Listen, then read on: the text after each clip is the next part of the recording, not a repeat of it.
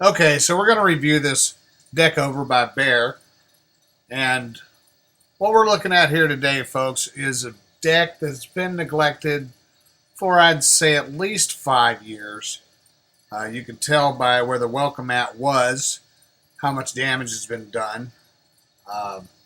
Clearly, there's been some neglect and lots of weather and lots of rain.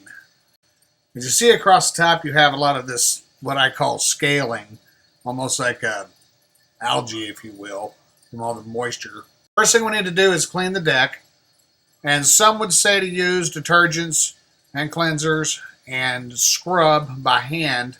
But a deck this size, you really want to use a power washer, because the power washer is going to make this job a whole lot quicker.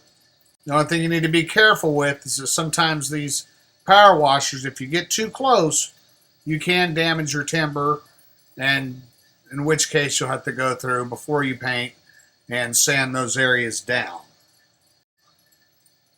So we're about halfway through, and you can see the huge contrast down to the natural wood and see how much grime was actually built on there. So we want to spray with the grain. If you got to go back over it a few times, do it. It's real important to get all that stuff off so that your paint will stick properly and hold. Now, after you've allowed your deck to dry for at least 24 hours, then you want to come back and tape up your walls. This will assure that you don't get any deck over on your house or your siding. This one's got a lot of slats, so I'm going to have a team working on the outside, which are my kids. They'll be painting the slats first, and I'll be painting the upper deck at the same time. Now, you can use a roller like this if you choose to, or you can use a brush. Now we're at our halfway point. As you can see, I've got all the benches done. I ended up using a brush for all this.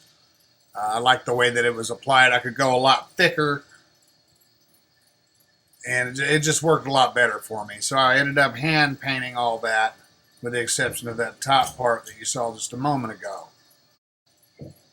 For the main walk deck, it's a lot quicker to use a roller. The deck over is real good about filling in cracks. So what I was doing, as you see, would fill in the cracks with a brush.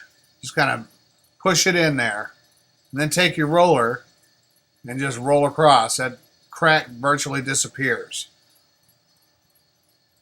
Good stuff. So we're finally finished after a full day. Still got to take the tape off after she dries. Want to go back and do a second coat. But yeah, I was pretty happy with the way that it turned out. Fairly inexpensive. About $360 for materials. But that's a lot cheaper than the thousands of dollars it would have taken if I had let this thing just go and had to start from scratch. Anyways, that's my review. That's my how-to. I hope it helped you. I'm really excited about how it looks. It looks brand new to me. Thanks for watching. So I just want to say thanks to Pete for the power washer, my kids for helping paint, and for Holly at Home Depot for being so helpful. Thank you.